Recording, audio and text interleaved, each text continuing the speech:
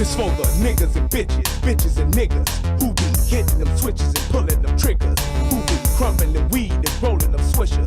Keep on banging on corners and drinking that liquor. Keep that thug shit real when you fucking with me. Keep your sights on steel when you gunning for me. I put my pistol in your mouth and tell your ass to goggle. Gangsta shit so potent it should be sold in bottles. Take a sip and go to hell, get drunk and then end up in the trunk. Fuck jail, you thinking DUI? No, that ain't how you die. It was my thugs and slugs that was the reason why. You niggas thought I was soft, but now it's blood that you caught. And now these shells hit the ground as I'm busting off. 9 double in Beretta, no there's nothing better. Tear the flesh in your chest and now your shirt is wetter. Me and this wild wild together like we husband and wife. This gangsta shit ain't just a song, it's a way of life. We are the hustlers.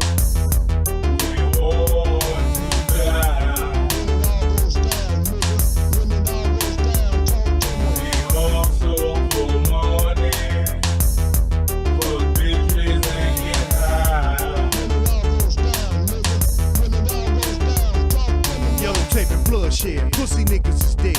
Hollow points tipped with lead, putting gaps through heads. That's what it be like when the street lights get to flickering. Niggas get to bickering and slugs get to tickling. We them niggas that just don't ask. We take your cash, transplant a foot in your ass. Right hand to your left eye. Hey, Mr. Tough Guy, when slugs fly, I guarantee your shirt won't dry. In times of peace, my niggas playing wars. Stack dope, sit mowing, then we bang whores. We been through gang wars. We bout that green, we bout that murder scene. Pull a tool that's sure to leave your shoulders clean. Cause when it all goes down, I got that heat. You was slow on the drawing, now you worm me. Because we are the hustlers.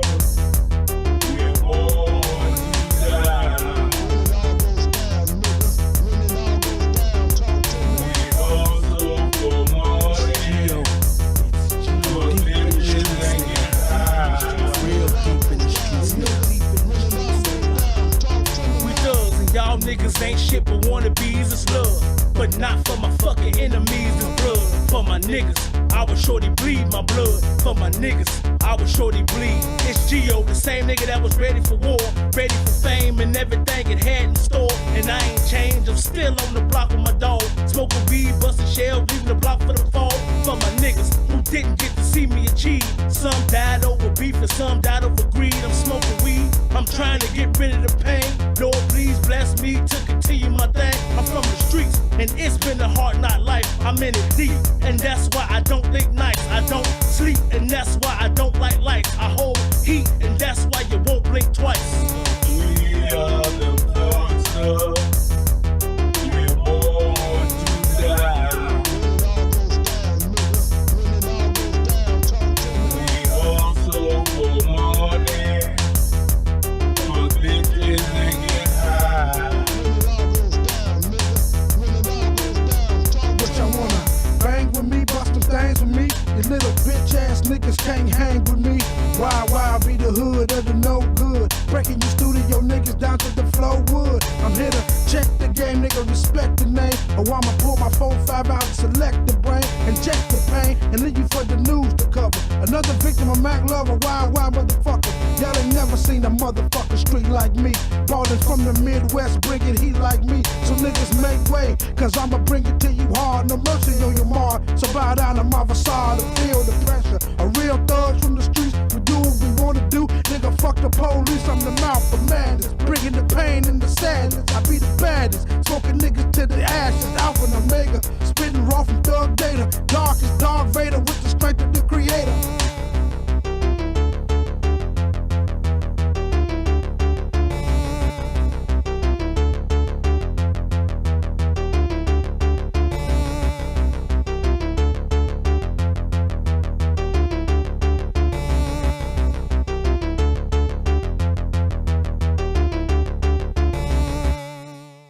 When it all goes down, nigga. When it all goes down, talk to me.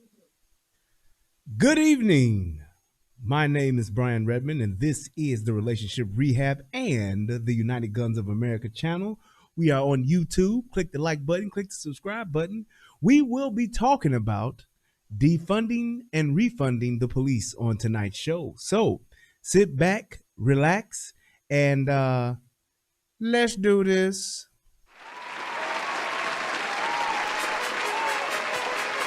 Yeah. I don't ever remember feeling like this. But I'm out here in these YouTube streets. So I want you to get your fingers. I don't know what you're doing. I want you to right get now, your but mouse. I want you to check me out. And I want you to check me out. Y'all looking for me. It's the relationship we have. Like, share, and subscribe. We coming at you live. So come on, let's take a ride. Then subscribe to United Guns of America. Just click that link and listen up to what I'm telling you. It's the relationship. Click that link right now. You know what I'm saying? It's your boy Brian Redmond, and I just want y'all to subscribe to my channel. You know what I'm saying? I want you to let me know what you think. I'm gonna talk about some things. You can talk about some things, and we can do our thing. You know what I'm saying? I mean, it's all about having a conversation, right? I mean, if we can't talk to each other, then I mean, what are we really here for? I want y'all to be able to just come over to my channel, talk to me about what's going on with you, and I can tell you what's going on with me. And we can build some things, you know what I'm saying? That's all about growth, baby. So click that link, go ahead and swipe on your phone, whatever you gotta do. Share my content. It's just get me out here, baby. Cause we just talking, you know what I'm saying? It's like, I like doing what I'm doing because it's about the people. It's about us having a conversation with each other. It's about us discussing whatever needs to be discussed. And on these YouTube streets, this is the best place to do it, baby. Like, share, and subscribe. That's right. Click the link. Click the link. Yeah. I just want to say thank you to everybody that's out here that's already subscribed. You know what I'm saying? Because y'all ain't the first one, and y'all ain't the last one. So I just want to give a shout out to everybody that click the link, that click the share, and then subscribe to your boy. Cause we gon' grow this thing together, baby. Relationship rehabbing, United Guns of America. To the world blow up, baby. World blow Yeah. up, baby. Click the link, baby. Click the link, baby. Yeah. Hey, I just wanted to send a shout out to all y'all. I love y'all. Some of y'all don't know what That's that why I to the do world this. blow up is. It's for the love of us, baby. I appreciate all of y'all. We gon' do this thing. We gon' do this thing right here, baby.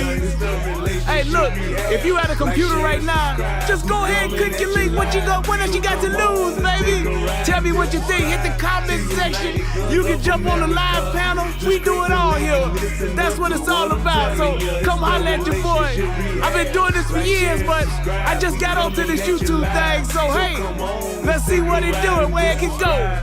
To United Guns of America. Just click the link and listen up to what I'm telling you. Put the echo on it. Hey, you know what? I was thinking today that I gotta figure out a better way to share my content.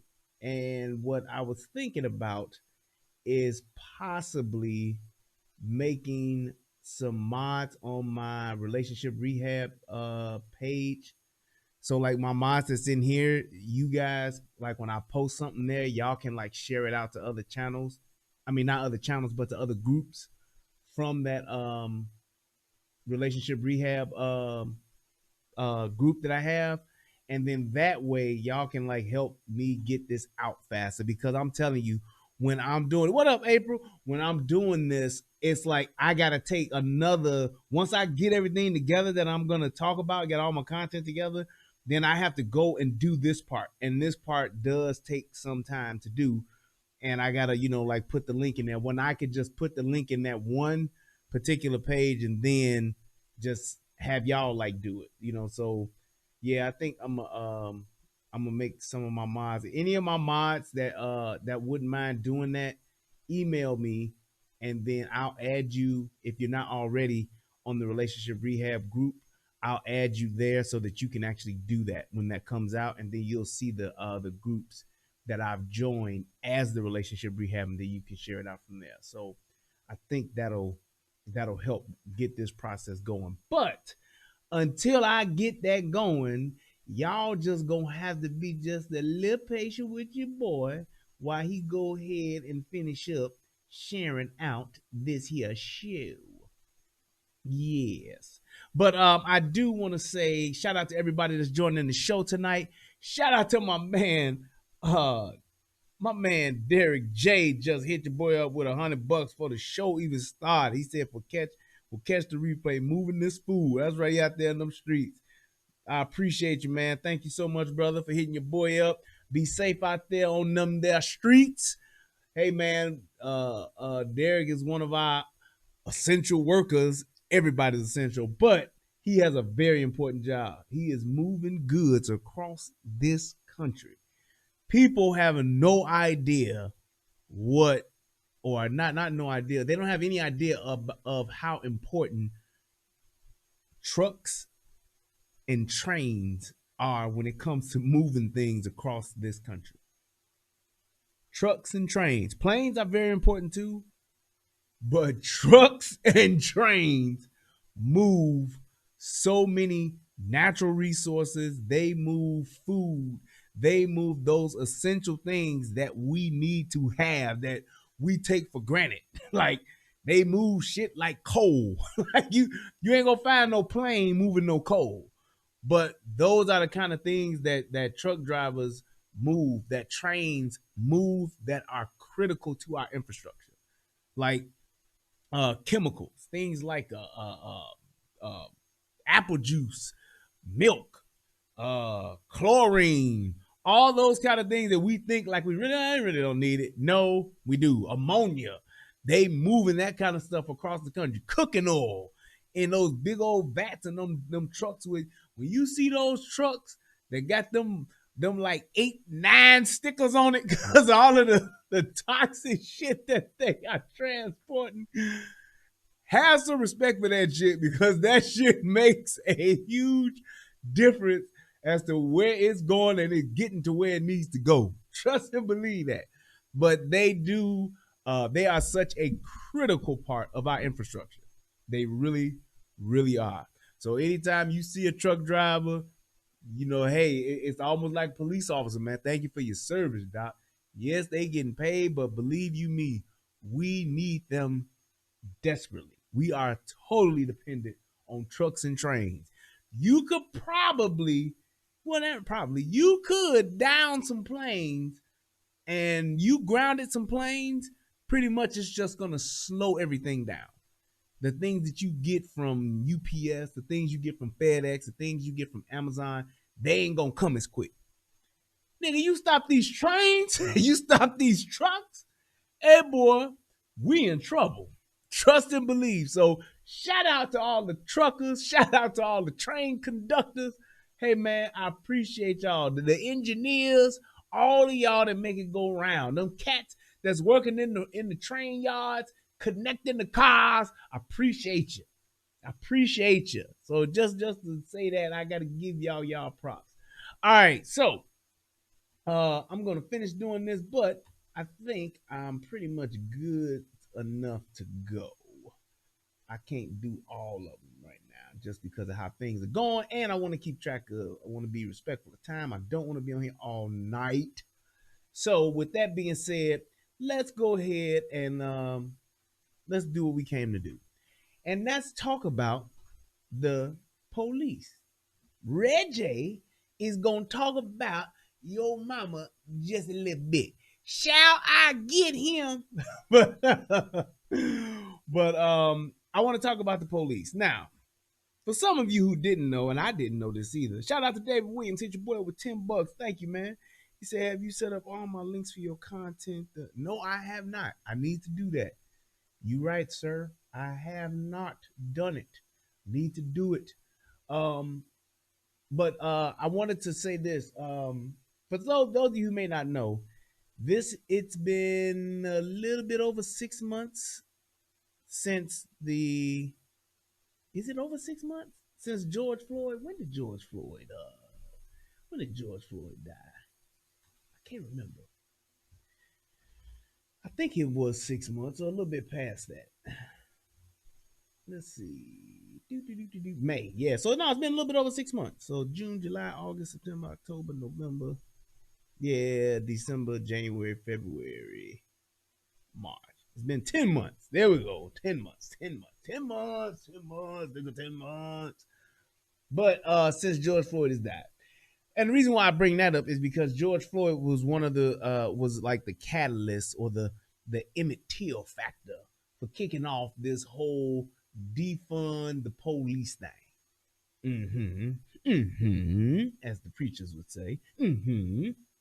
And defund the police, number one, it's probably one of the dumbest, and I'm just talking about flat out idiotic things that have been said in all of 2020. Just saying. It is one of the dumbest. And it was one of those things to where, you know, I understood how people was in their feelings. We were all in our feelings at some point or another this past year.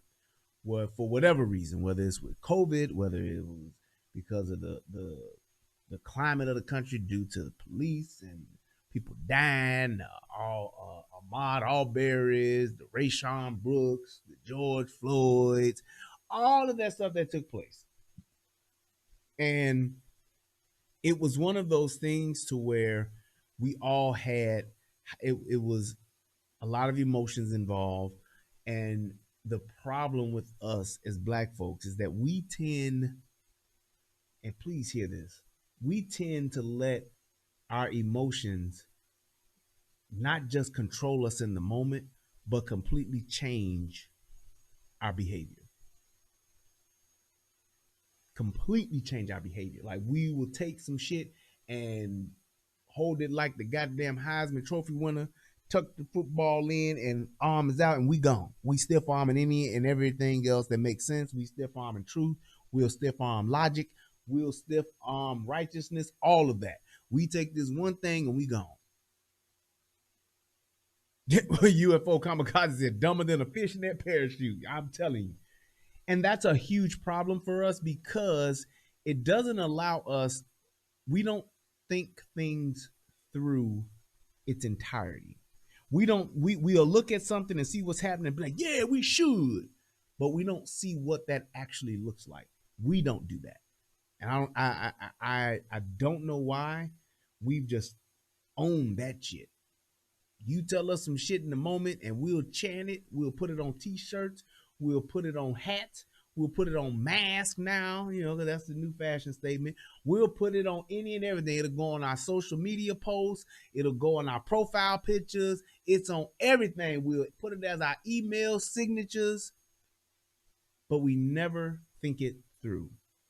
We never go to, okay, so how does this actually look? How is this going to actually take place? What do we actually need to do this? If we do this, what is going to be the fallout from it? What we won't do any of that. We'll just take it, got it, gone. That's it. Damn everything else to hell. And because of that, like I said, probably the dumbest statement of 2020. We've lost so much buying into it that it's just, we're the ones that, and I guess the reason why I'm really like driving it home is because we're the ones that suffer the most, y'all. We're the ones that suffer. Defunding the police doesn't do a good goddamn thing for Black folks in the hood.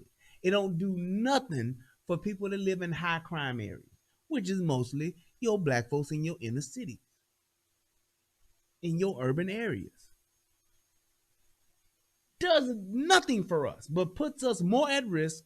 More of us gonna get robbed. More of us gonna get shot. More of us gonna get assaulted. More of us gonna just get domestic violence. All of that shit is gonna get amplified for us while we're chanting it.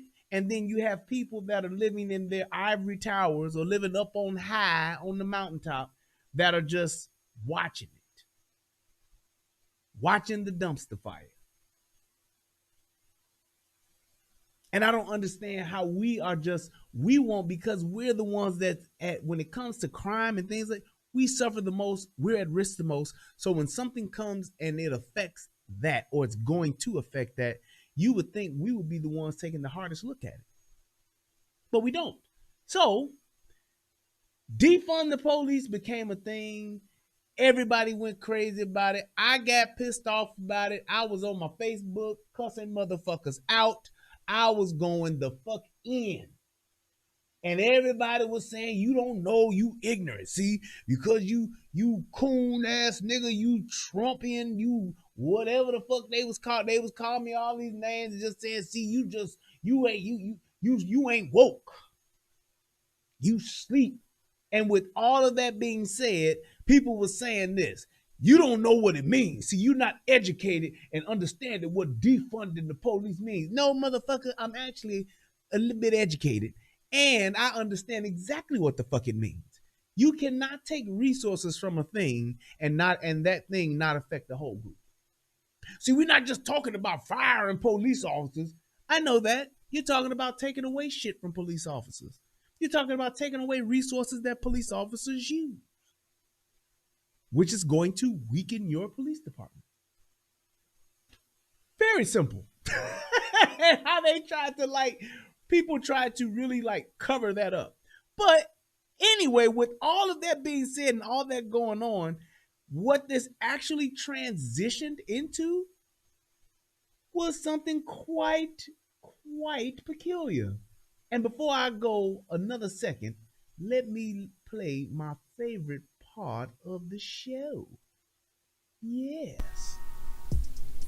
Federal law allows citizens to reproduce, distribute, or exhibit portions of copyrighted motion pictures, videotapes, or video discs under certain circumstances without authorization of the copyright holder.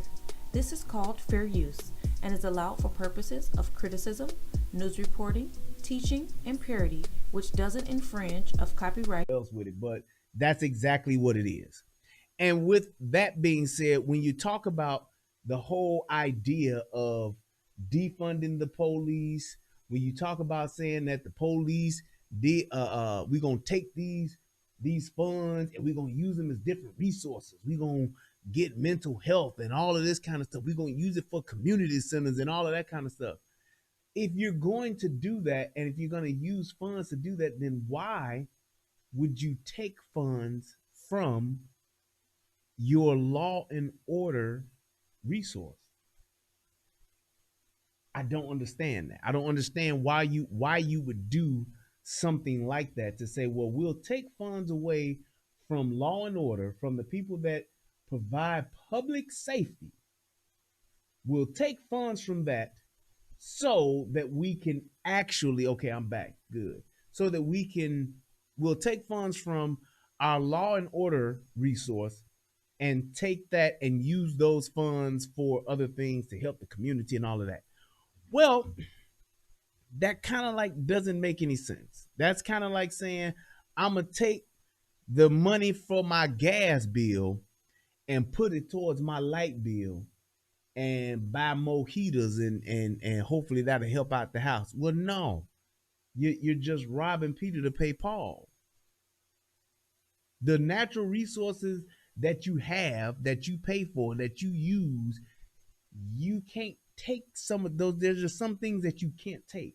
Law and order, police department, public safety, that's a cornerstone of a civilization.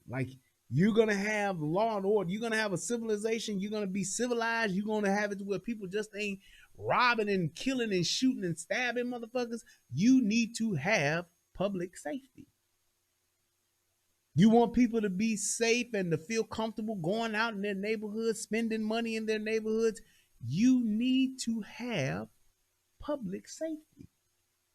So I'm never going to be one that will say, yes, let's take away money from public safety and put it towards this. No, it's one of those things that you just can't do. Well, you can do it, but you shouldn't do. And I don't understand how we even got to that point. So Minnesota, Minneapolis, they were the spearheads. They were the poster child for this shit. This is what we're going to do. We're going to do it, and we're going to do it now. It's the time to change the world, Craig. We're going to change the world. And they did. And they did. About 10 months later, this is kind of like where they're at. So without further ado, let's take a look and see what's happened. Tomorrow marks 6 months since the world watched George Floyd's life end at the knee of an officer. The streets erupted soon after as calls grew for a radical transformation of policing in America. This, alongside the pandemic and hunger crisis, will be a huge challenge for the Biden-Harris administration. And we wanted to know the status of the so-called defund the police movement. Our Alex Perez examined Minneapolis and what can be learned from that city's struggles. Here's something too. Did you notice how she just threw in real quick that hunger, that hunger thing? She just threw that out there, just snuck that in the midst of a sign. The pandemic and hunger crisis will be a huge pandemic and a hunger crisis. Y'all do notice that we are like fucked up right now. Like there are people that are not eating. The food pantries are like at an all-time high with people. When churches, community centers, when they have food drives, when they're giving out food, the lines are literally wrapped around the block, taking up the whole street. So all of this protesting, all of this, let's shut the country down, all of this, we need to shelter in place. This is what it got us. This is where we're at right now. Challenge for the Biden-Harris administration. And we wanted to know the status of the so-called defund the police movement. Our Alex Perez examined Minneapolis and what can be learned from that city's struggles.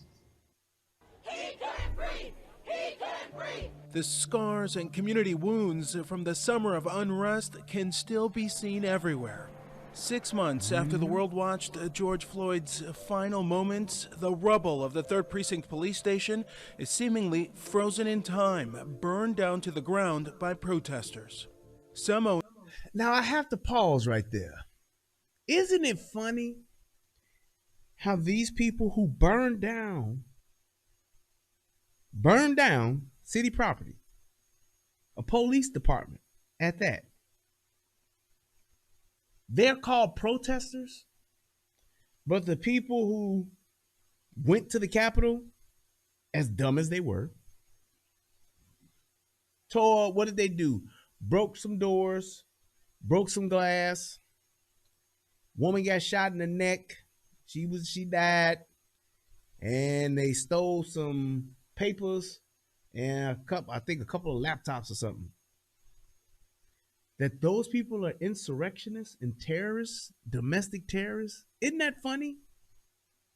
That those people, not these people that literally burned a police department to the ground. That was called protesting. But what the people did in the Capitol, went down there to protest doing the same thing, but did way less damage. Them burning down a police department in itself, I guarantee you the cost to rebuild that police department from the ground up again, because they burned it down to the ground. I guarantee you that the cost of that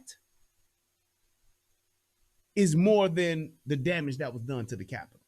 And we just talking about one building in one city. We ain't talking about what they did in the rest of the parts of Minneapolis. We're not talking about what they did in Seattle. We're not talking about what they did in Chicago. We're not talking about what they did in California. We're not talking about what they did in New York. Just that alone, people are more outraged about what happened in DC than they are what happened these several months of last year.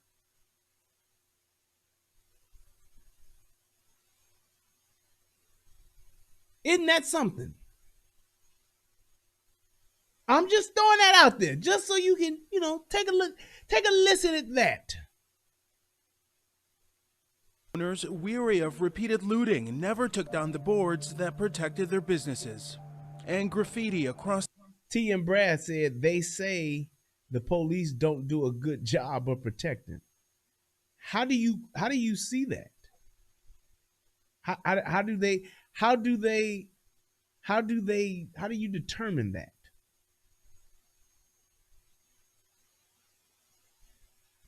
You want to look at stats? Okay. So if the police have, I guess, bad stats as far as protecting goes, then defunding the police, would that help? Or you would defund the police in order to improve those stats, right? Makes sense, right? Yeah. Okay. Well, let's take a gander at that.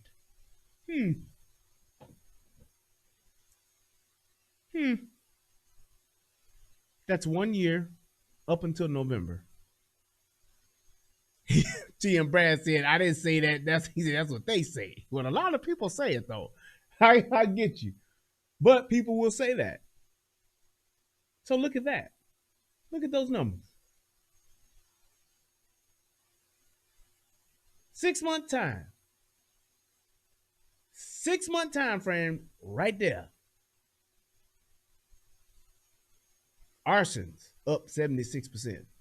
Assaults up 24%. Homicides up 87%. Robberies up 37%.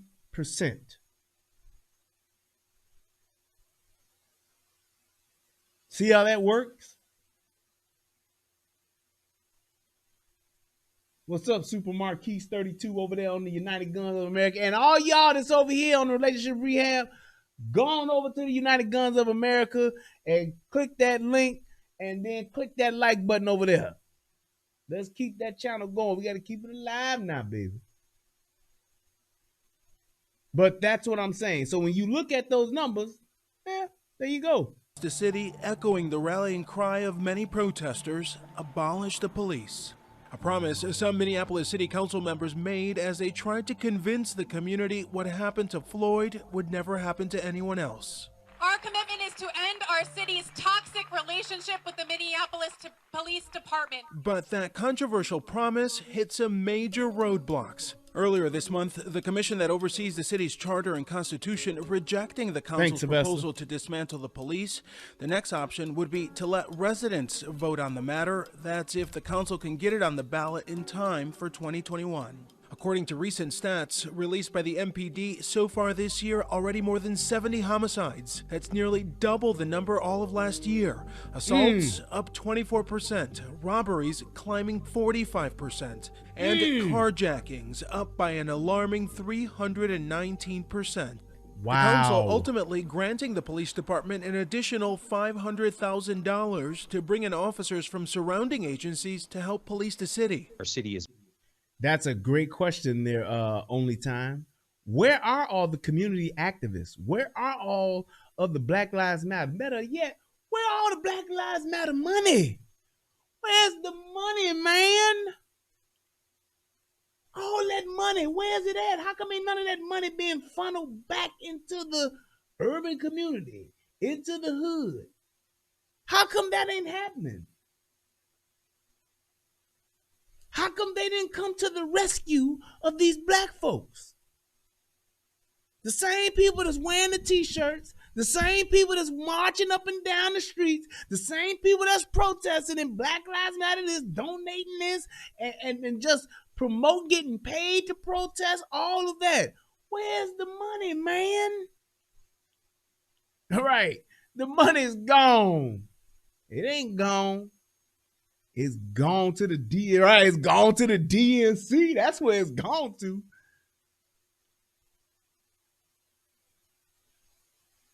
That's exactly what they did. And everybody just sat there like it was cool. Well, you know, they took our money. We ain't getting nothing back. It's insane that the community activists, they're not even asking for the money. They're not even asking where's the money. They just literally shut their fucking pie holes and just went on about their activist lives.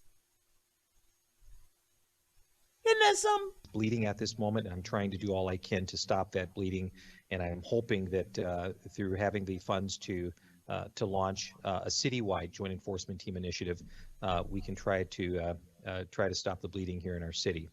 You voted to defund police. He said stop the bleeding, and he's probably speaking literally because motherfuckers is getting fucked up. Not refund police.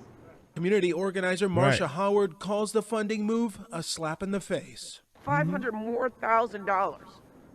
to get outside cops to come into this city, when one of the biggest problems was that over 80% of the cops in Minneapolis don't live in Minneapolis. They're not our community, but they police our community. And that's because you niggas won't go and become the police. And that's my thing. It's like and that's one of the things I should have pulled up that Facebook post.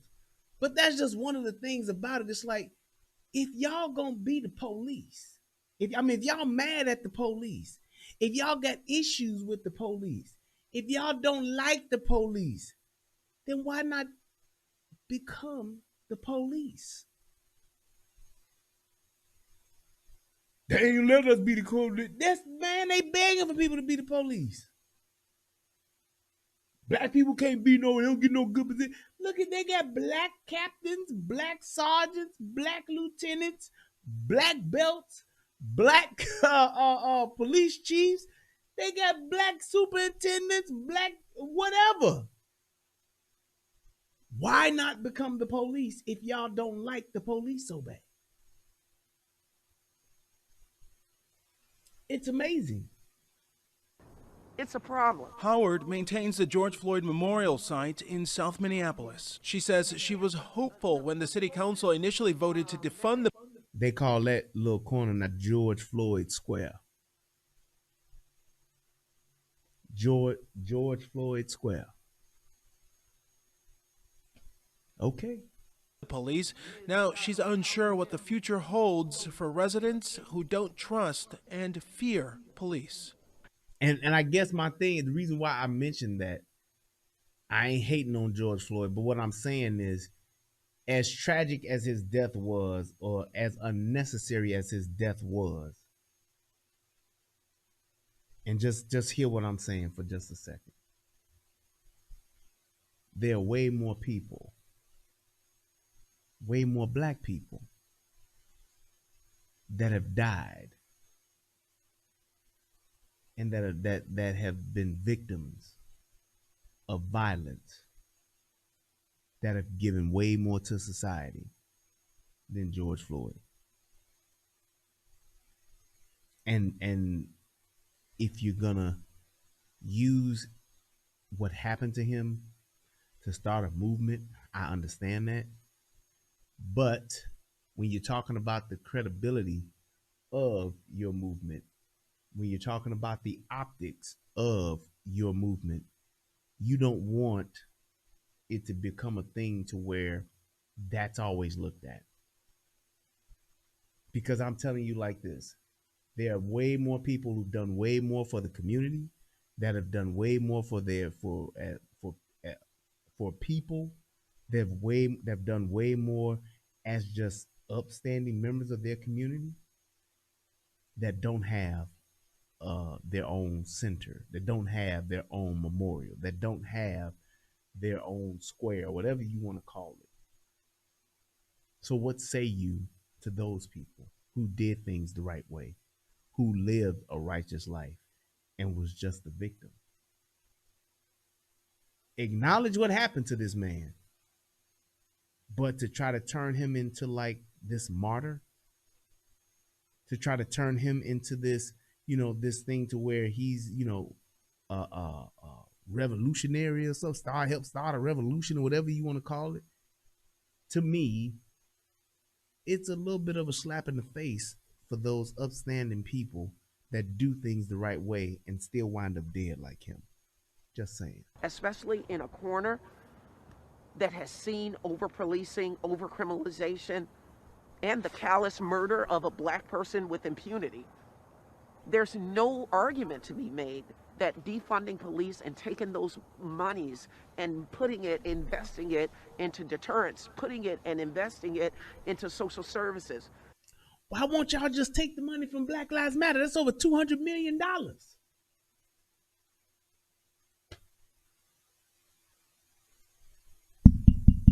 Hello? Why won't you just look, If Black Lives Matter got over $200 million, they could give $1 million to every hood and still have some change left over. Why not do that? It might be big. I didn't want to go as far. I remember it was like maybe 200,000 or 400,000 at one point. It could very well be in the billions. But I'm just saying, where's the call to action to say, hey, when are we gonna get this money? When y'all gonna start handing it out? Because it's supposed to be for us and our Black lives. Just saying. Wouldn't you think that a person who's trying to get funding for their community would be more? It is in the billions. Okay, thank you so much, Covette. It is. It's in the billions. You could literally take $10 million and give it to each and every hood. But ain't nobody asking for that money. Ain't that something? Would be a better option. But according to a recent poll by local news outlets, 44% of Minneapolis residents don't want to see a reduction of the police force. Let me see that number again. Let me just look at that. 44% against downsizing police force.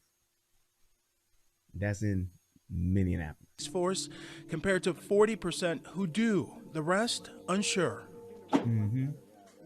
David Bicking owns a small auto repair shop less than 2 miles from where Floyd was killed. He says he's seen the rise in crime firsthand.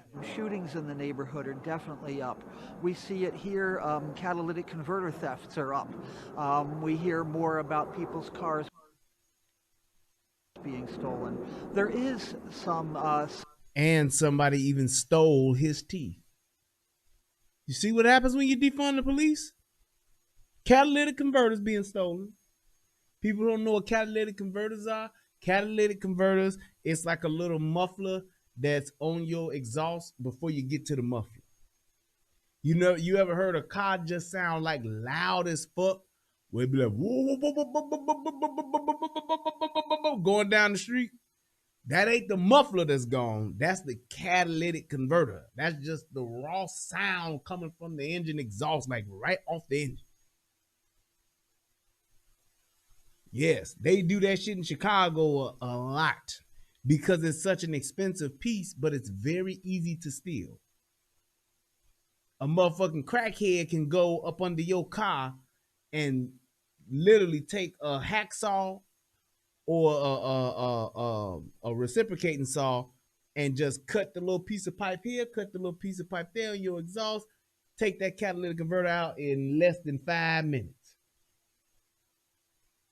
And then they can go resell it or they can scrap it and get money for it. Yeah, definitely a quick sell. Sell them just like that. Just like that. And once they sell them, then it's like, man, okay, you get, I don't know what they get them for on the black market. Let's say $50 to $100. Then you get you 3 or 4 catalytic converters in a night. You can get that on one block. That's enough crack to last you for at least 2 days. And that's if you hitting the pipe hard. So when you're talking about just things like that that have gone up, who does that affect? It affects when those crackheads start stealing, when those people start stealing those things in their neighborhood, they're not going out to the rich parts of the community. They're not going to the white folks. They're not going to the gated communities to steal these things. They're stealing them in their own neighborhoods. Crackheads don't travel outside the hood to go steal. No, they steal from their next door neighbor. Why? Because it's closer to me getting the crack.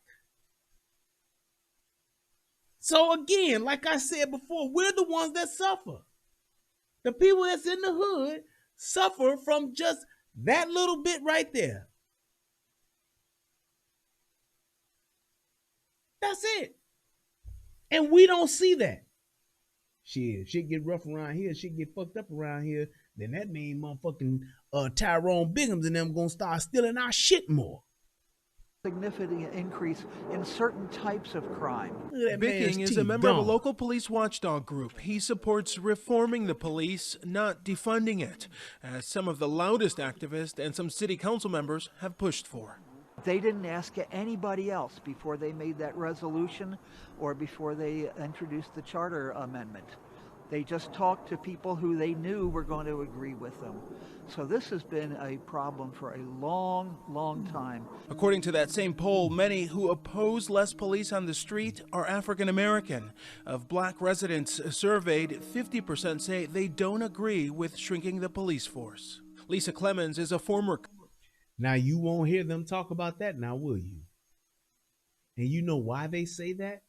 Because they're not fucking idiots. What's up, DJ Matt over there on the United Guns of America, David Williams and Wolf Bear? That's what's up. Oh, wow, the catalytic converters go from 250 to 350? Shit, there it is.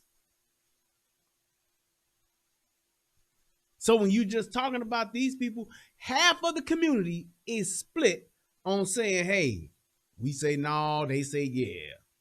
Shout out to Covette, hit your boy with $10. Thank you so much. I appreciate you. Pin your cash app. Oh yeah, thank you. Thank you, kindly. But when you're talking about just saying people just saying, hey, look, this is what we're gonna do. We're gonna defund the police in the black neighborhoods. And black folks are saying, well, hold on there, Jim Shoe. Why would we do that? Exactly. Because there are people that realize, man, shit, you go out there alone, they gonna shoot your ass off. These niggas gonna run fucking rampant. If we defund less police, man, we gonna be in trouble. It'd be terrible. Look at the numbers.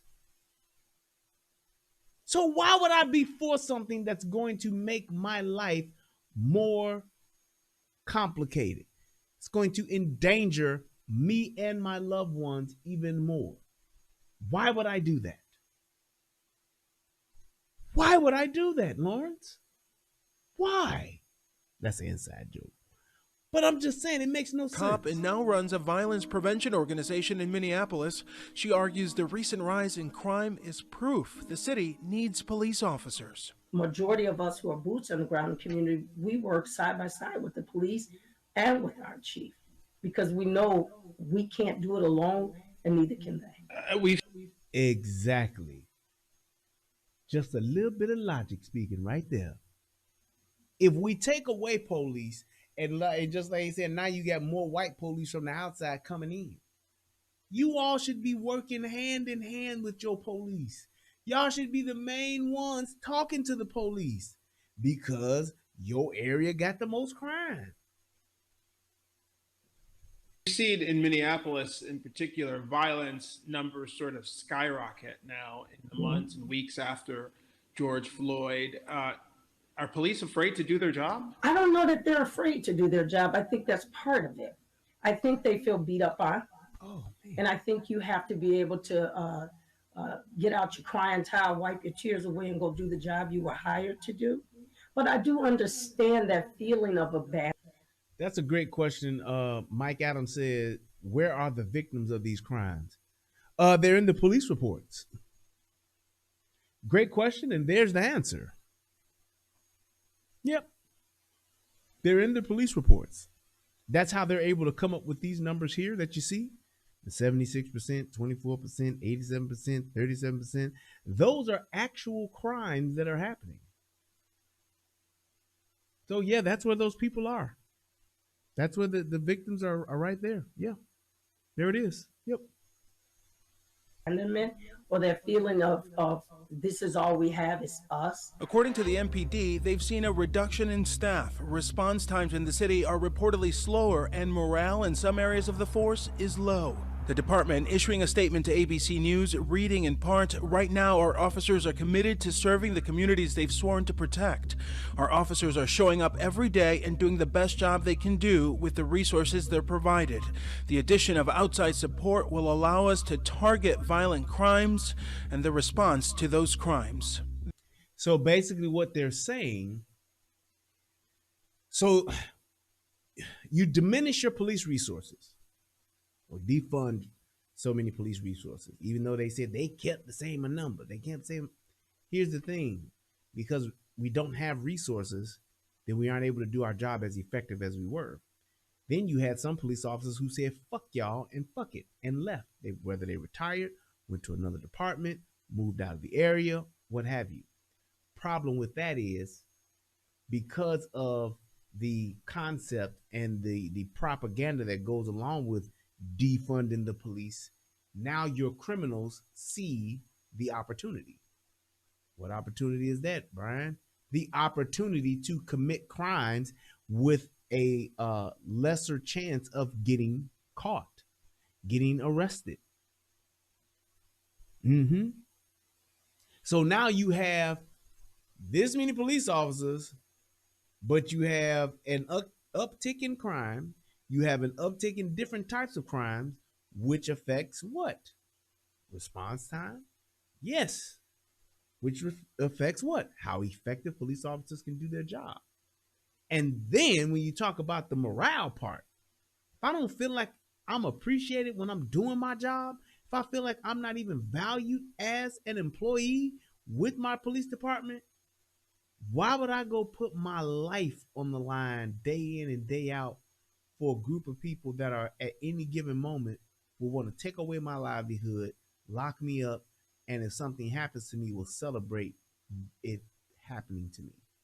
Meanwhile, my children, my wife, my family will lose their dad and her husband, or vice versa, if you're a female cop. So why would I do it?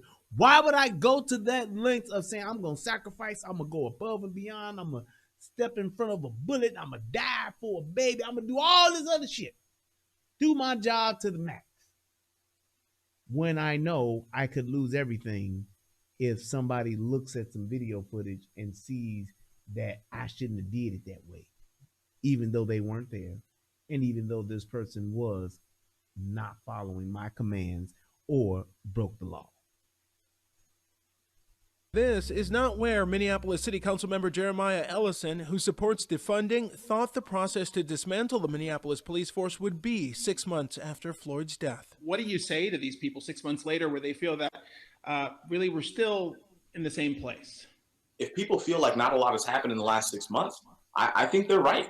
The mayor and the chief rewrote a use of force policy that had been rewritten as recently as 2016. And I think that ultimately we're doing the same old things that we've been doing with regard to this reform discussion, and it hasn't led to a lot of change. And it's not just Minneapolis. The defund the police movement across. Here's my question. If I want to, why would I want to change the police department? Because I want to change the police department. Why? Well, because of the way police officers interact with its citizens, or some of the decisions that the police officers make we don't like. Some of the protocols that police practice, we want to change them. Okay.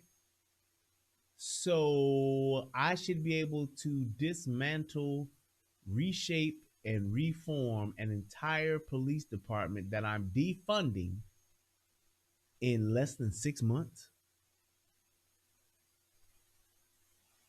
How, Sway? How, what is supposed to be done in this time frame that you would expect, but it's not done right now?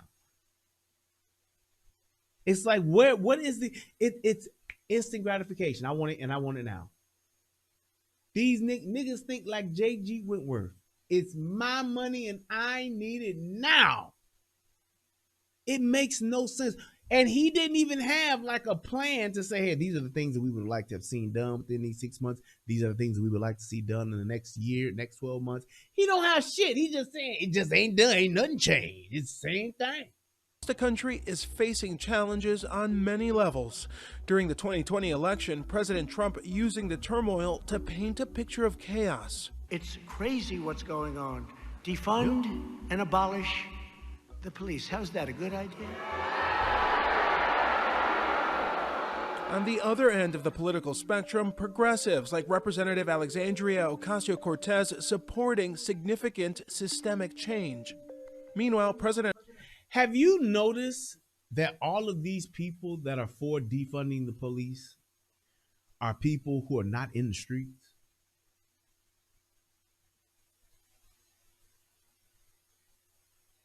Just hear that. And when you look at it, when you hear people talking about it, all of the people, and that's the same thing with gun control too.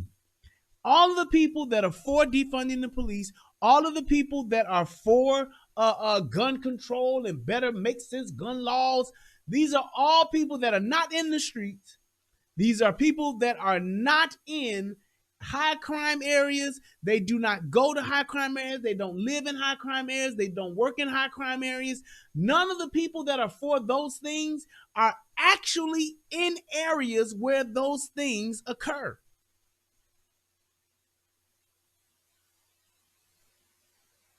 None of them.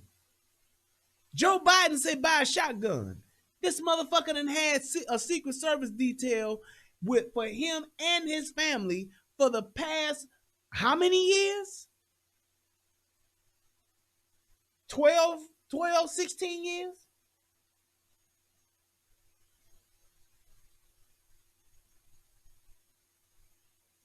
Here's it. Just listen. Just take a listen to that. I'm telling you that you don't need this gun. You don't need this type of gun. However, the Secret Service detail that I have, they have what you would call assault weapons, and they would be tucked under their suit jackets. Or when I'm traveling, my motorcade has actual motherfuckers hanging out the back of a SUV, riding on the footrails of an SUV with motherfucking AR-15, MP5s, and P90s. But I'm telling you, you don't need those kind of guns. And you know why I'm telling you that? Because I believe that my life is worth more than yours. I believe that I need to survive and I need to be taken care of and protected more than you do. I believe that because I am an elite person. I am a leader, when what they're really saying is just that I'm an elitist, which means I'm better than you and that the country and the world needs me, so I should have the best of everything. That's exactly what they're telling people. And for those people that think, well, if we had make sense gun laws, all these shootings would be occurring. It's not true. It's a bunch of shit. Everybody say that they trying to defund the country. They want to get the gun. Yes, they do, so that they can do what the fuck they want to do without any, and I mean any opposition whatsoever.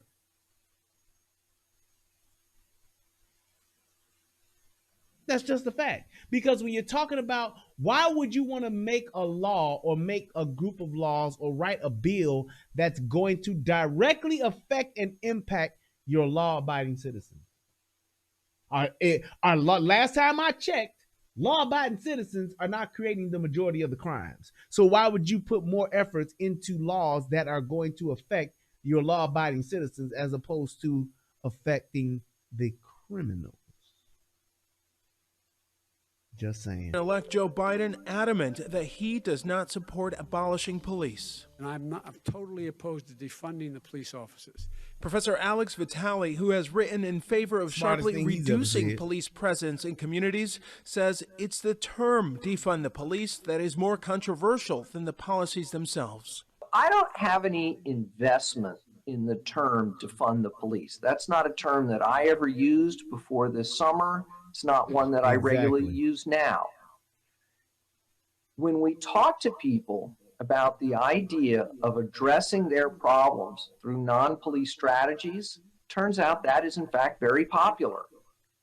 And so what's needed is more work on the ground in communities of all types to work with them to explore what these alternatives might look like. And here's my thing, because I'm not, even though I back the blue like a motherfucker, and I'm pro police. However, in all fairness, I do see that police departments across the country have an opportunity to improve on how they do their job, their decision making, protocols, and laws that they have in place. Absolutely, there is plenty of opportunity there for policing in America to be improved. That's where we need to start.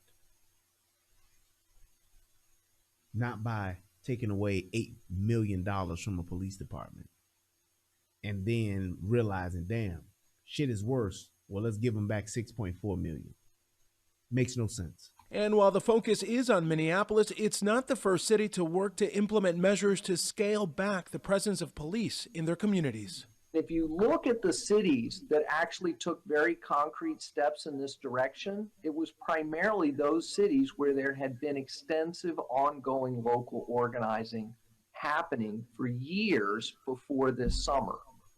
And this means that this is something that's going to take time. The city is... Wouldn't you think he would have like some data and some names of those areas that you can go and look that up to verify what he's saying? Yep. Unless you're just saying it just to say it. Blex says the community said, I hope Illinois, wait, what did he say? I hope Illinois, let me go back. I hope Illinois can go to somebody in Washington to have Governor Pritzker reverse this dangerous so-called police reform bill he just signed. Hey man, let me tell you something about Illinois. Let me tell you something about Illinois, New York, California, and what's the other? I think it's Maine. Yeah, I think it's Maine. Those states have the worst gun control laws, and it affects the everyday working man or woman. It affects the everyday civilians of those states to the point to where they are literally using you guys as the sacrificial lambs for violence, murder, robberies, carjackings. Do you realize that those states that got the strictest gun laws that I named, they got the strictest ones, crime is still on and popping in those areas. Just saying. Just saying. So think about that. And you're going to add more laws there? You're going to make it more difficult for the law-abiding citizens to own and to be able to purchase firearms? Now in the process of setting its budget for 2021, at the forefront of voters' minds, the nearly $180 million currently allocated for the police force. A final vote on the budget by the council is set for December 9th. We talk and talk about healing, we talk and talk about safety. What brings us safety, though? Community. As for organizers like Marsha Hobb, community working with law enforcement. What's up, Falcon Nation? How you doing? Hit your boy with $5 on a super chat. Appreciate you, bro.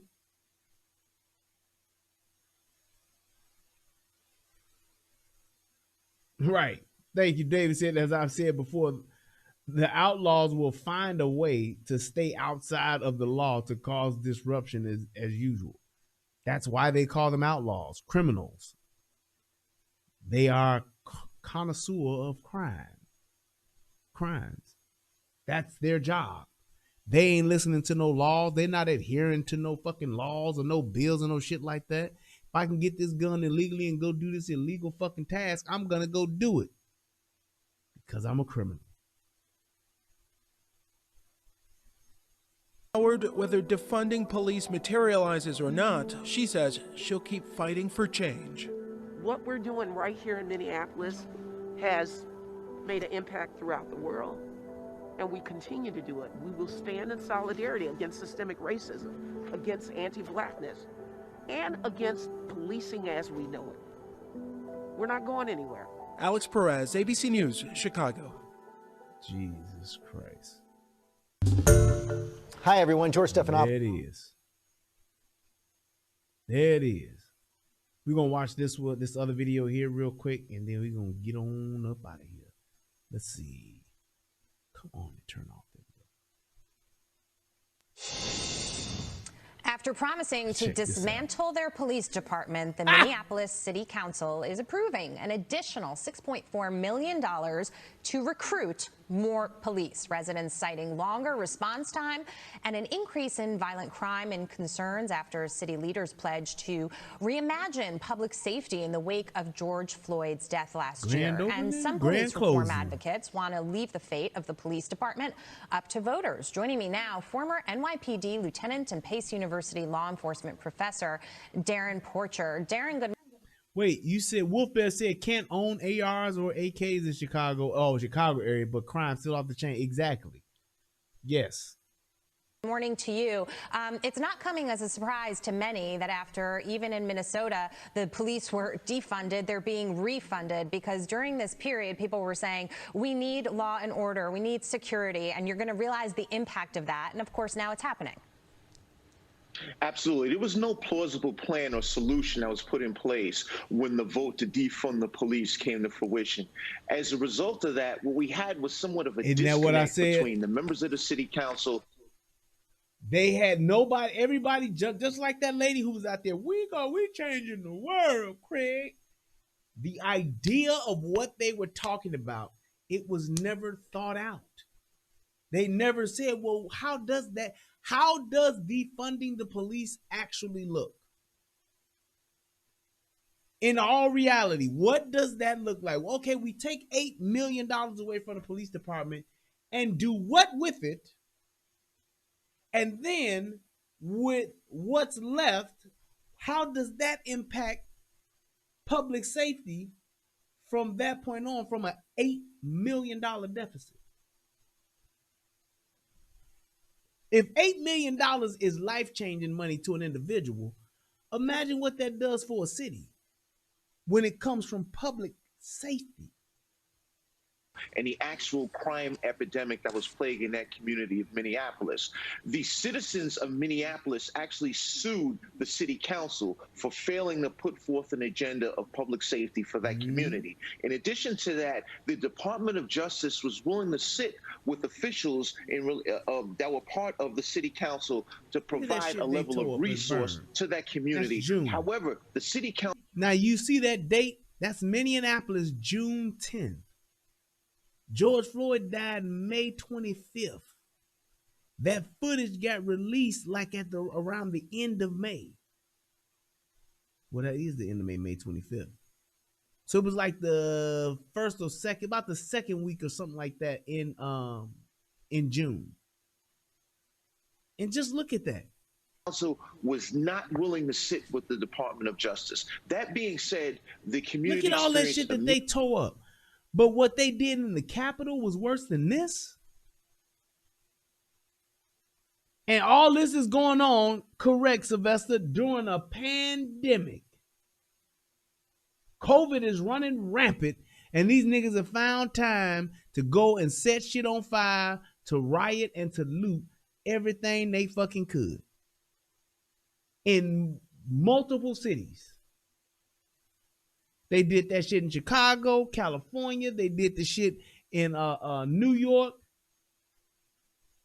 Meteoric rise in violence, and there was no solution. And they subsequently led to attempting to hire police officers from outside agencies to assist in the crime epidemic that was plaguing that community. And Brian, you're from Minnesota. You know, we talked about instead of defunding the police, you should, fund them more, even when this all started, so that they can, train better. They can have access to things that will make them stronger instead of trying to take away from them. Your thoughts of what's happening here and how this had to play out. Yeah, Darren hit it right here. I mean, he's talking. And here's the thing. I will be remiss if I did not say this, because it's not true. So I have to say it. I have to keep it 100, if you will. The rapper 10,000 said George Floyd died because of a drug overdose. The autopsy proved that but the black community and the media ignored that. That's actually not true. There was a separate autopsy done by Michael Baden, who was probably the top pathologist in the goddamn world.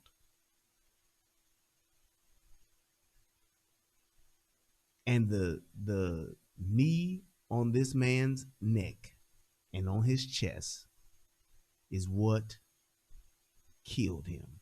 I don't know why people want to try to say that it was the drugs. If it was the drugs, then why was dude on his fucking neck like that for 8 minutes and 46 seconds in the first goddamn place with handcuffs on his back? If it was the drugs, why wouldn't he go and just say, okay, this guy's high. I'm gonna go ahead and get him some help, get the medics here, get him taken care of. No. And I challenge any and everybody, if you say that that's the case, I'd be more than willing.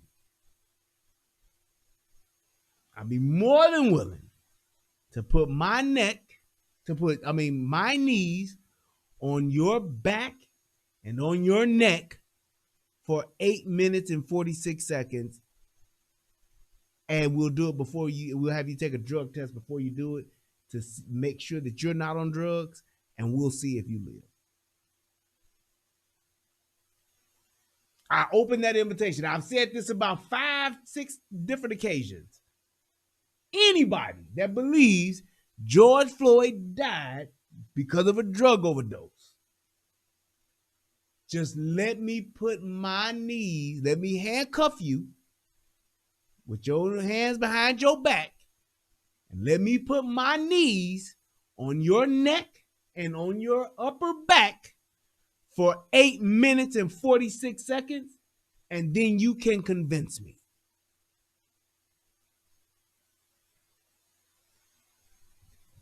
Talking about the needs in the community. And I'm gonna say this, and not saying that you said it, but why is it that people are so hell bent on just like not acknowledging, like, dude, the motherfucker had his knee on his neck and his fucking back for 8:46. When the fuck has anybody ever seen that? Show me that hold somewhere else for 8 minutes and 46 seconds. I'm just being truthful. I'm just being right here, man. Show me a video of a police officer doing that same exact hold for 8 minutes and 46 seconds. And you tell me if that motherfucker survived. That's not a common thing to do for 8 minutes and 46 seconds. Has there been knees placed on people's backs? Yes, there has been. Absolutely. Neck and back to get somebody subdued, put the cuffs on them, throw their ass in the back of the vehicle or in the paddy wagon or in the whatever, get them the fuck out of there. I got you. Yep. Happens. I've never been trained. I've never heard of anybody ever saying, yeah, do this for 8 minutes. Do this for 10 minutes. Do this for 9 minutes. Even when we were in hand-to-hand combat and physical training, even when we were taught arm bars, we were taught then, hey man, when you grab a motherfucker and you got that wrist, be very careful because you can literally break this motherfucker's wrist. When you're applying that pressure, be very, very, very careful with doing it because you can break this motherfucker's shit. Now, if you got to put the hurting on them, put the hurting on them. But just know this arm bar or this particular move here or that particular move there can definitely break that person's arm, break that person's hand. Break that person's wrist. That shit happens.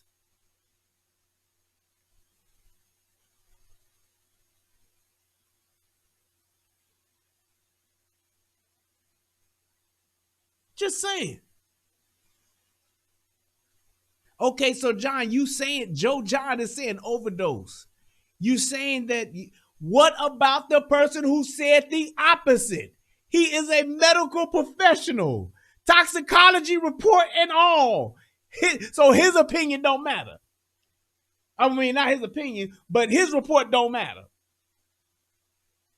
So you're gonna take the Minneapolis, the Minnesota police report, the Minnesota coroner, you gonna take his word over a third party motherfucker who ain't got no skin in the game. You gonna take his report over that one? Yep. And that's exactly why you just proved exactly why it's bullshit. Because if you were righteous, if you were even remotely fair, you would say, well, damn, it's at least enough evidence to say that they're both, that it's conflicting to say, well, I can't say it one way or the other then. You would at least concede that to say it. But you know what? When you want to be right, you'll definitely take the lie over what the facts say. If I have a fucking city coroner and I have one of the top pathologists in the fucking world doing autopsy on the same exact body, and them two motherfucking reports come out different, at the least, I'm going to say, well, maybe they need to get a third motherfucker in there, or maybe that first motherfucker is in a compromising position. Just saying. At the least, that's what I'm going to say. I'm going to be, in all fairness, I'm going to say that, hey, man, it's at least something to it. Not, nope. It was a dope. Nope. It was drugs, man. The city coroner said it. The city coroner said it. He did the autopsy. That's what he said. Nope. Hey, well, what about this dude here that just said he's a specialist? And this is like what he does, not just in Minnesota. He does it all over the world. People fly him all across the fucking globe and pay him tens of thousands of dollars to do this particular thing. He is the top, or one of the top authorities in this field. Nope. No. We gonna trust the city guy.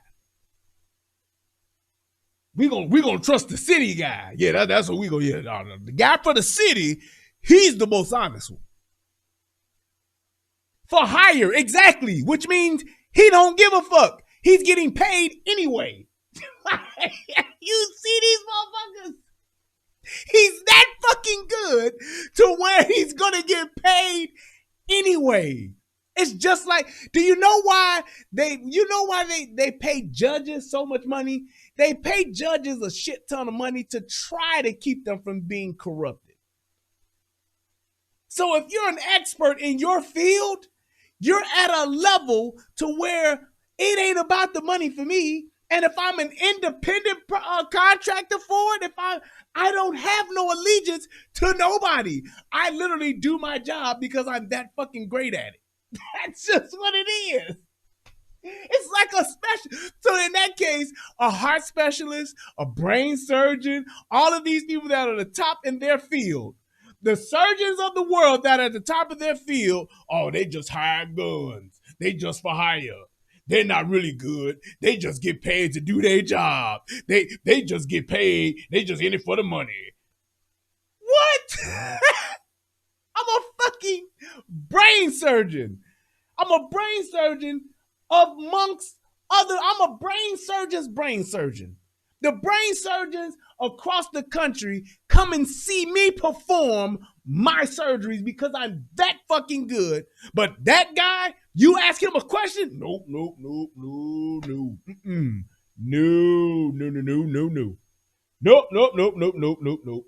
We're not going, nah, he full of shit, dog. He getting paid. Yeah.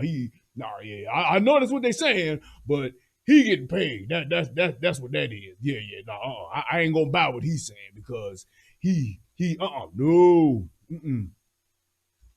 That makes no fucking sense. And it ain't like he just started getting paid. Y'all remember that motherfuckers on HBO and all that shit. Shit is crazy. And people will just motherfucking believe some shit and say some shit just for the art of saying, well, I gotta make sure that I going to be right. So I'm gonna say whatever works in my end. I'ma dispute this other motherfucker because that shit don't support what the fuck I want to say. This guy's he's an expert though. It's like, no, that don't matter. He's just getting paid. That's just what he's saying. It ain't testimony, motherfucker. It's a fucking procedure. Don't try to twist this shit to try to stop trying to spin the narrative. Just it is what it is. Yeah, I'm almost done, David. That's why I'm entertaining the shit. I'm almost done, so that's why I'm entertaining it. But it's like, dude, people do this, and the reason why I'm pointing this out, David, is because people do this shit all the time so that they can literally try to, and can be wrong as shit. But even when you ask them to consider the facts, they won't.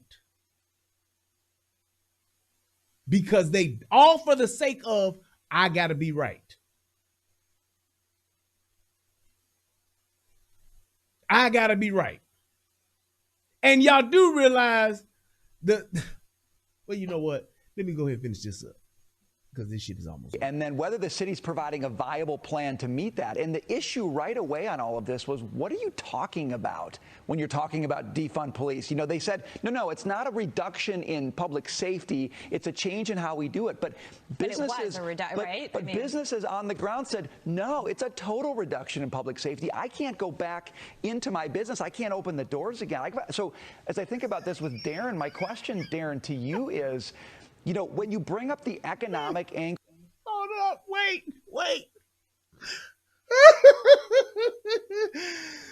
This is why I love fucking facts, truth, and logic. Listen to this shit. I'm gonna show y'all how fucking dumb Joe John is. Listen to this. The findings by the families, this is George Floyd family. The findings by the family's private medical examiners directly contradict the report that there was no asphyxia. So that sentence alone says that the motherfucking who did the shit for the city, he didn't say that the asphyxia was a part of it. He said there was no asphyxia. Do you hear that? Now, not just one, but two of motherfucking medical examiners said the exact opposite. You know how I know? Because I looked it up, nigga. Dr. Alicia M. Wilson of the University of Michigan, not some city college and not some motherfucking local motherfucking area. This bitch all the way from Michigan. One of the doctors who examined his body, the physical evidence showed that the pressure applied led to his death. That's what she said. In an interview, Dr. Michael Barton, who also participated in the private autopsy, said there was also some hemorrhaging around the right carotid area. Do you know what the fucking carotid area is? The carotid area is the motherfucker, this shit here. That motherfucker when you say, does he have a pulse, doctor? Yep. Yeah. Do you see that? Not just one, but two motherfuckers. Not just one, but two. Joe John, he got that Shannon Sharp.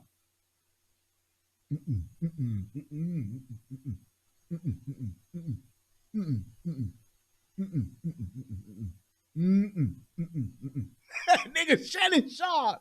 These motherfuckers are crazy in this world, man. Especially this summer, you were always derided. You know, he said, "Wait, his last name Biden." That's a no concern. That's not a big issue. You shouldn't be focused on property. But the fact is, property is people's livelihoods. Darren, talk a little bit about what this has meant in these communities to not have reliable police coverage there to deal with the things that keep businesses' doors shut. Exactly. When we look to the social contract, it affords citizens protections by government.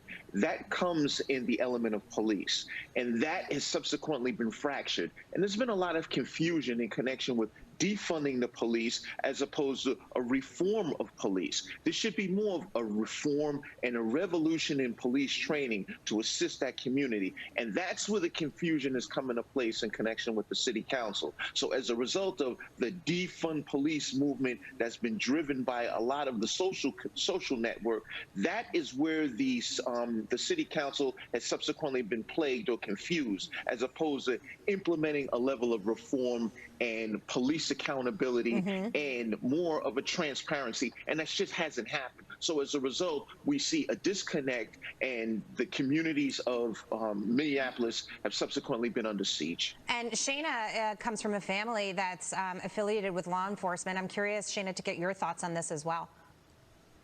Yeah, so my dad's a retired police officer. My brother-in-law is active officer in the city of Worcester, Massachusetts, and my cousin is on the force in Hartford. So I talked to them a lot about this issue, and it all comes down, in their opinion, to proper de-escalation training and making sure that officers are truly prepared for the job. No. My question for Darren is, you know, as David, JFK died because he had a concussion. his brain was jarred around. He wasn't shot in the head. His brain was just moved around. That's what happened. Because his brain was moved around and his skull had cracked and it got exposed, that's why he died. It wasn't because he got shot in the head. That is not what happened. And it was only by one bullet. That's exactly that. That's just how it worked out, man. I mean, geez. was on the force, and for somebody who's kind of looking at it from the outside now, police leadership, have they put any ideas in place on how they can help improve the situation internally? And what are officers saying on how they think potential solutions could be to help bridge this gap in between the community and the police force that's sworn to protect them? This motherfucker doubled down on what's on my time at? Yeah, we almost did. This motherfucker doubled down on stupid. Listen to what he said. Fentanyl and methamphetamine, the toxicology report from the autopsy showed that Floyd also had cannabinoids heart. He also had cannabinoids. His heart gave out.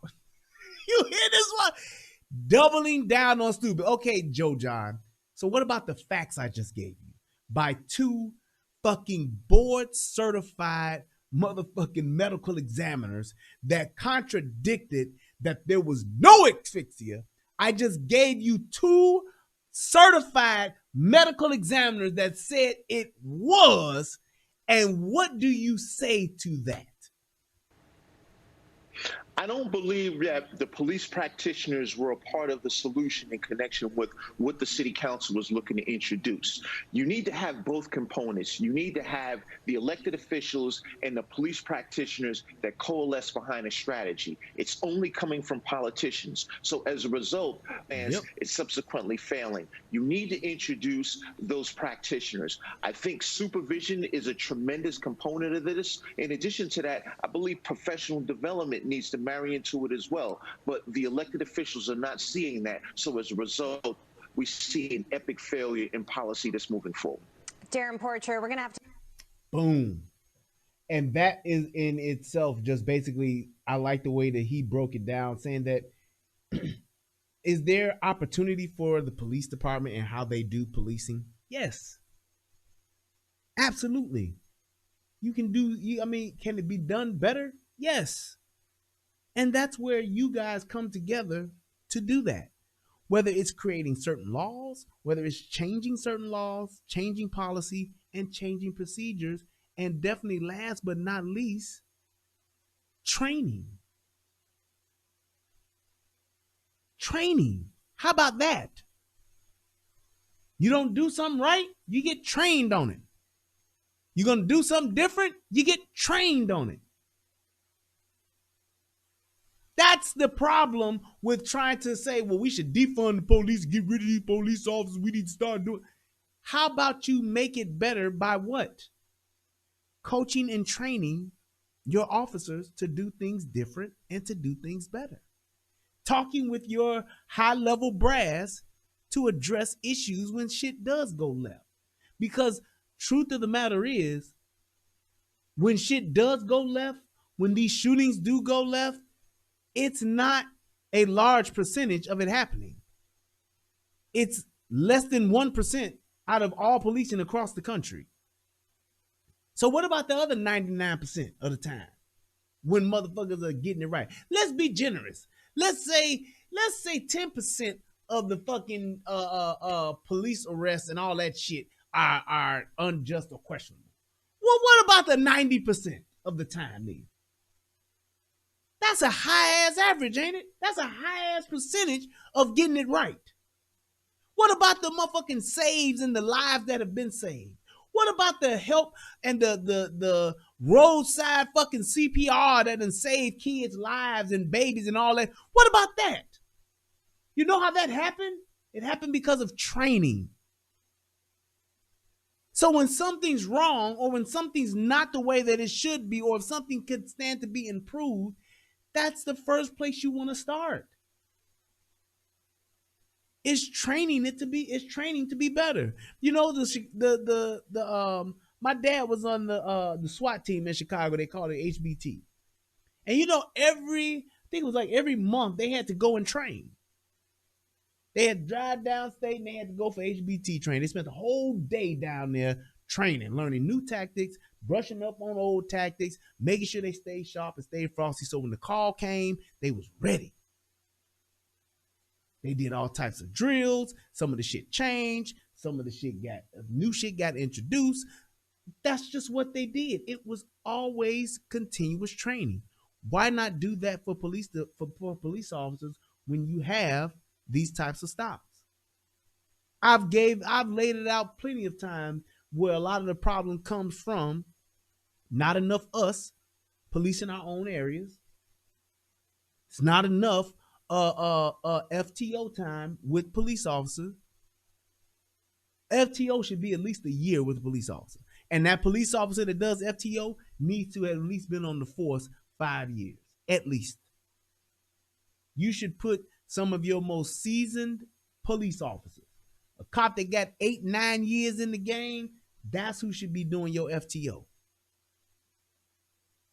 And it should rotate.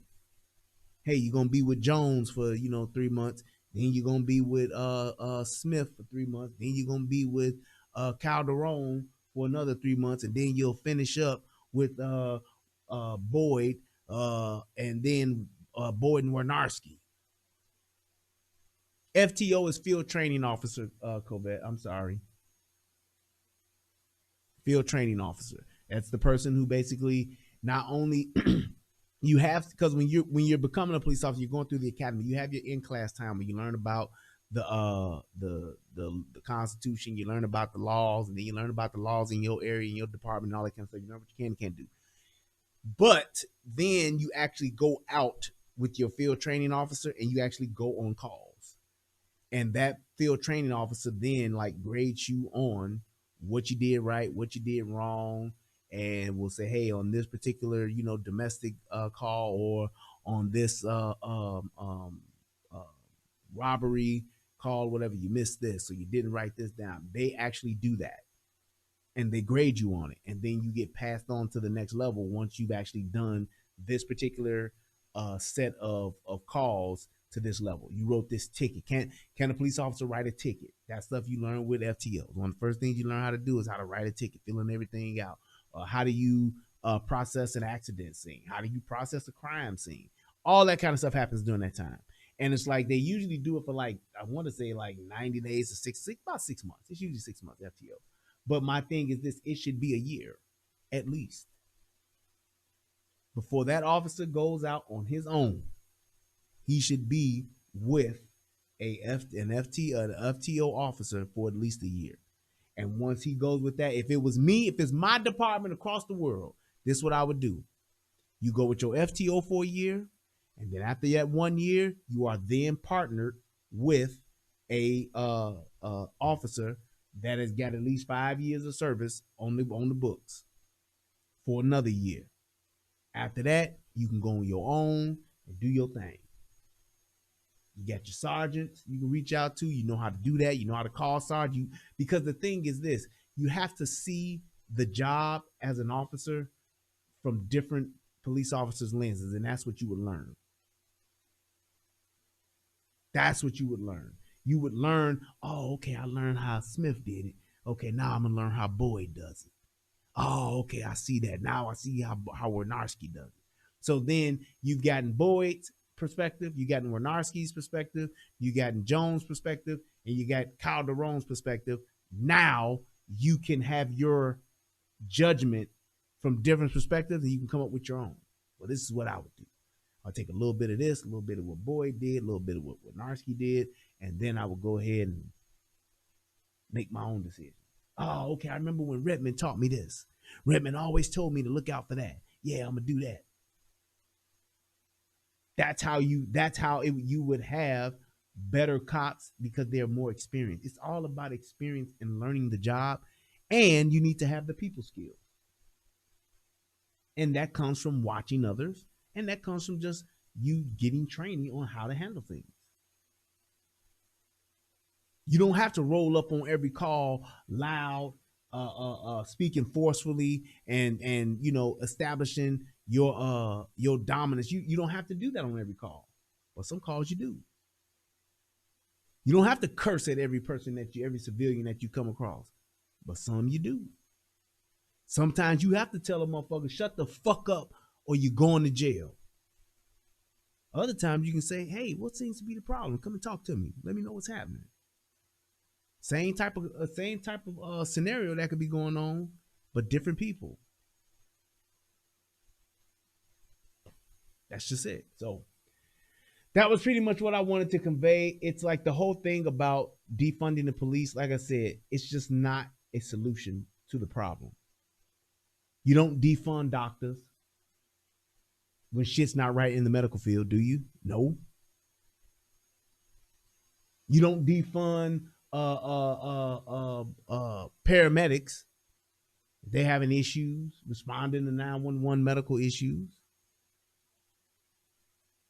You don't go and defund mechanics if your car ain't right, do you? Hey, man, these mechanics ain't fixing my car. Well, we're going to take away all of their 5/8 wrenches.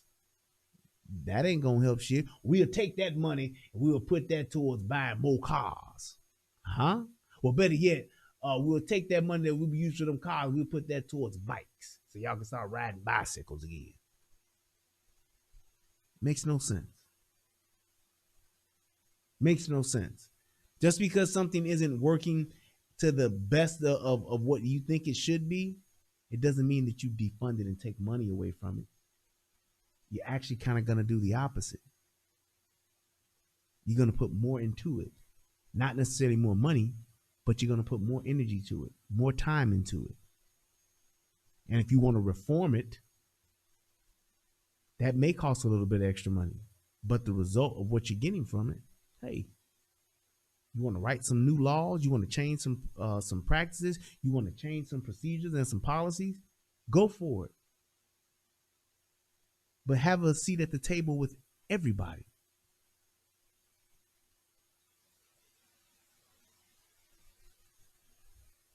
Have a seat with everybody at the table so you can say, hey, we all came up with this. This was a joint effort. Everybody ain't gonna like everything, but there is a thing called common ground.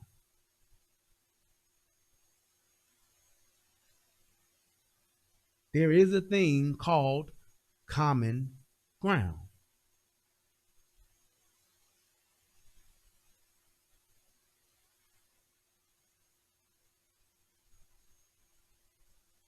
See how sometimes motherfuckers just keep going. They just don't know when to stop. Now, I entertained Joe John for quite some time. Kicked his ass with some facts and some truth and some logic. It just wasn't enough for him, was it? He just had to keep pushing the envelope. But that's what happens. That's what happens. Sometimes you have to kick a little ass just to make your point. Sometimes you have to show other people. I gotta use him to show other people that actually have some sense and can, be reasoned with and can look at facts. And then you have some people where the facts don't matter. They just want to say what they want to say because they think it's funny. When a person died over it.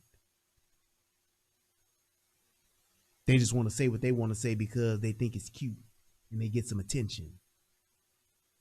They just want to say what they want to say, even though it may not be true, even though it may not be false. I mean, even though it may be false.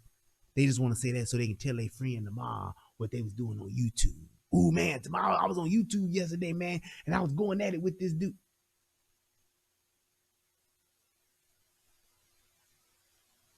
Intellectually dishonest. Not capable of having a conversation. But hey,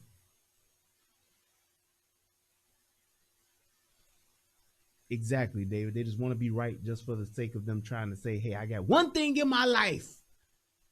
Even though I lied, even though I ignored the facts, even though I refused to tell the truth, I got one thing in my life in this moment where I just said what I wanted to say, man. Those are the people that I just will use to make my point, and then I will move on because it's a waste. Just like I'm using them now to make my other point. You could never, ever reason with that person. You could never get that person to see what it is that you're saying. You can never get them to do it. You can never get them to acknowledge the truth because they literally do not want to, because then it would mean that they're wrong. That is a person, when you have those type, and this is so that y'all will understand this in the future. I use that person not to try to get through to that person, but to get through to somebody else. What is it that Tommy always says? He says, I'm not talking to you, I'm talking through you. And that's essentially what I'm doing. I know he's a fucking waste. I know he's a waste of time and energy. But I'm going to use him as my example to convey it to the person that is watching that's not typing.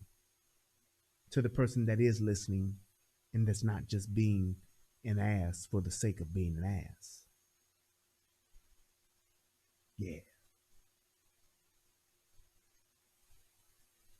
So I'm going to use his shit that he's giving me to actually fertilize seeds that can actually grow in someone else's life to actually produce some type of fruit, to actually produce a crop, to actually produce something that can actually change someone to make them a better version of themselves.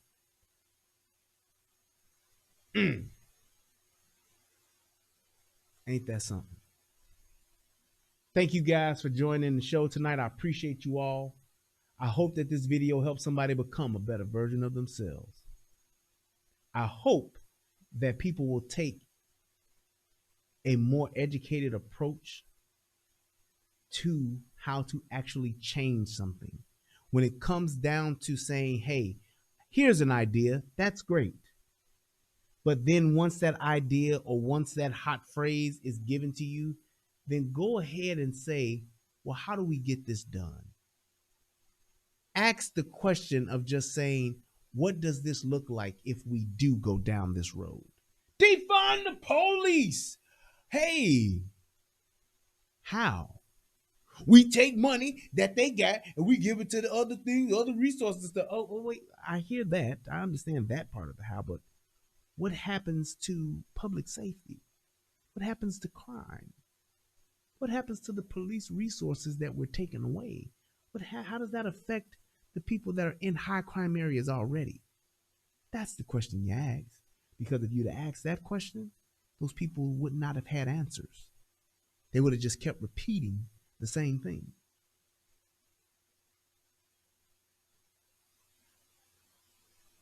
That's why you always ask the question of why and how. And look not just in the moment, but look down the road. Because it ain't just going to be you down the road. It's going to be your loved ones, your children, your legacy that's going to be affected by the decisions you make today. I'm not a big YouTuber. I don't have a million subs. I don't have 100,000 subs. I don't even have 10,000 subs. We almost had 7,000 though.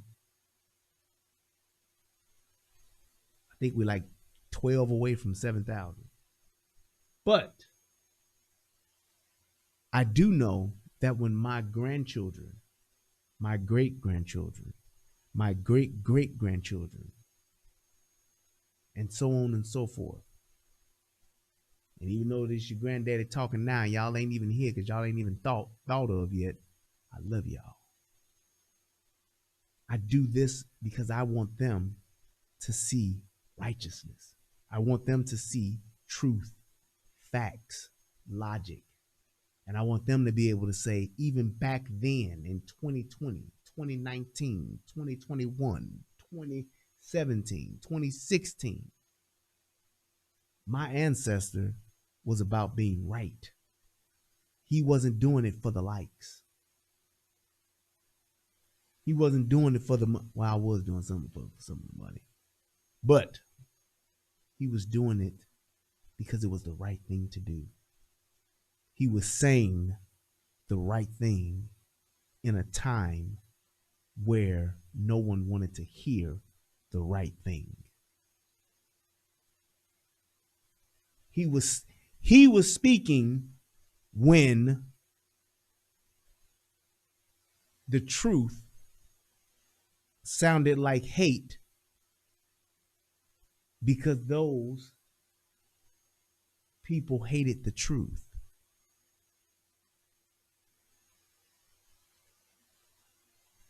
That's what he did. That's what he did.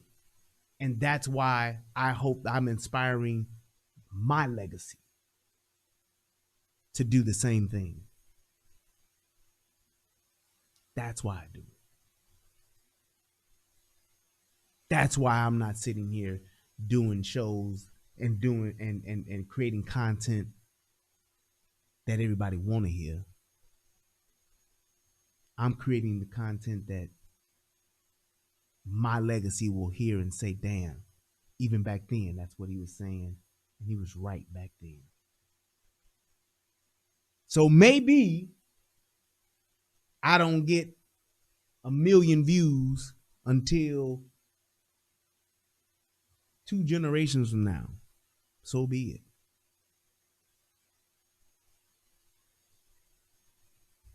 But I will tell you this. I'm proud of what I do. I can sleep at night. And even if I'm wrong in some areas, because I ain't always 100% right, you can still see the righteousness in what I'm believing that is right. And that is worth a lot. That is priceless.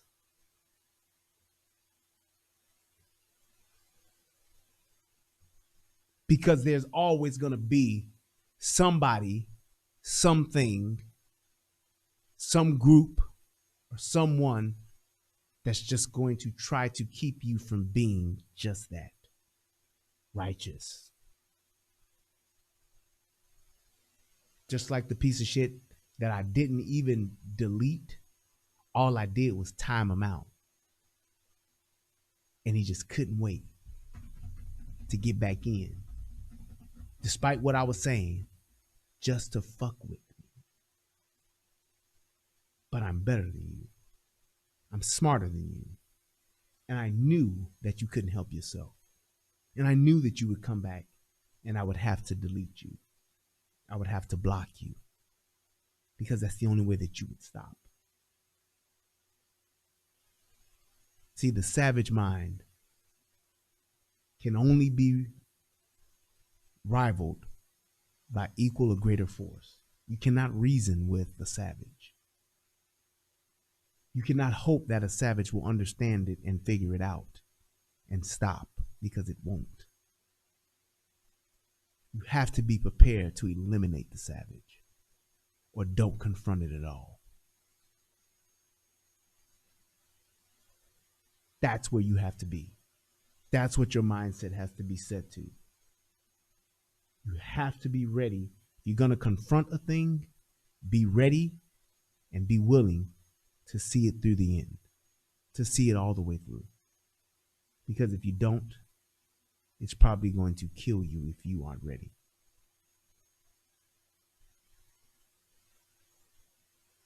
I believe that too, Covette. There is a shift. Hell, I was a part of it at one point. I didn't know, I didn't think, I didn't act, I didn't carry myself like this. That change came about in me, thanks to a brother like Tommy Sotomayor. And I'm better for it. I'm better for it. And I hope that this will make somebody else the same exact thing, if not better than me. I appreciate each and every one of you guys. Thank you all so much for donating. Thank you all so much for supporting the channel. Thank you guys for every click, every like, every thumbs up, and even for the distraction that I use as my traction to my satisfaction. You piece of shit, thank you too. All right, let's go ahead and let me thank everybody that donated. My man Derek J, hit your boy up with that $100. Thank you so much, brother. Keep on doing what you're doing. Be safe out there, man.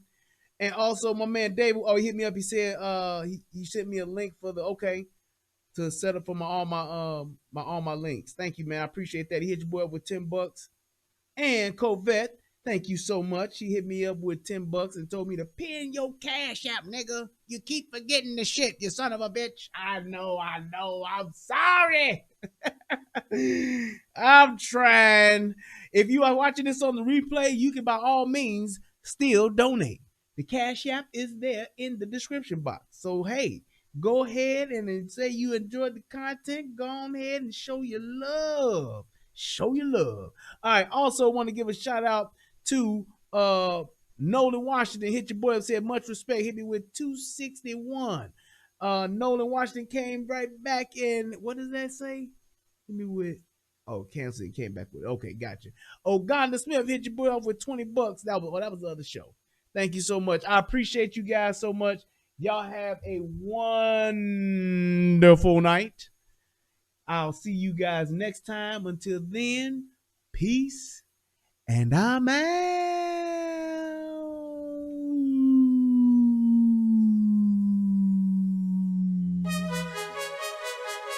Yeah.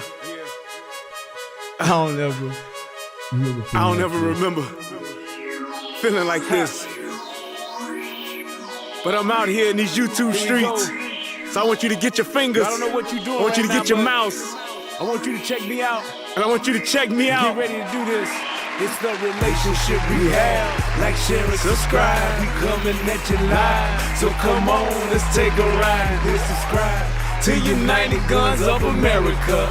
Just click that link and listen up to what I'm telling you. It's the relationship. Click that link right now. You know what I'm saying? This your boy Brian Redmond, and I just want y'all to subscribe to my channel. You know what I'm saying? I want you to let me know what you think. I'm gonna talk about some things. You can talk about some things. I'm out of here, and we can do our thing. You know what I'm saying? Thank you. It's all about having a To all conversation, my right? mob. I mean, if we Thank can you, talk to everybody each other, that's then tuned into the I show. mean, what are we really here for? Thank you to I want Soto y'all to be able to Nation. just come over to my Thank channel. you to my brother Talk to me about what's Thank going on you with to you, my brother Easy. and I can tell you what's going on with me, and we can build some things. You know what I'm saying? That's all about growth, baby. So click that link. Go ahead and swipe on your phone, whatever you gotta do. Share my content. It's just get me out here, baby. Cause we just talking, you know what I'm saying? It's like I like doing what I'm doing because it's about the people. It's about us having a conversation with each other. It's about us discussing whatever needs to be discussed. And on these YouTube streets, this is the best place to do it, baby. Like, share, and subscribe. That's right. Click the link. Click the link. Yeah. I just want to say thank you to everybody that's out here that's already subscribed. You know what I'm saying? Because y'all ain't the first one, and y'all ain't the last one. So I just want to give a shout out to everybody that done click the link, that done click the share, and then subscribe to your boy. Cause we gon' grow this thing together, baby. Relationship rehabbing, United Guns of America. To the world, blow up, baby. Yeah. Click the link, baby. Click the link, baby. Yeah. Hey, I just want to send a shout out to all y'all. I love y'all. That's why I do this. It's for the love of us, baby. I appreciate all of y'all. Ooh, we gon' do this thing. We gon' do this thing right here, baby. Hey, look, if you at a computer right now, just go ahead and click your link. What else you got to lose, baby? Tell me what you think. Hit the comment section. You can jump on the live panel. We do it all here. That's what it's all about. So come holler at your boy. I've been doing this for years, but I just got onto this YouTube thing. So hey, let's see what it do and where it can go.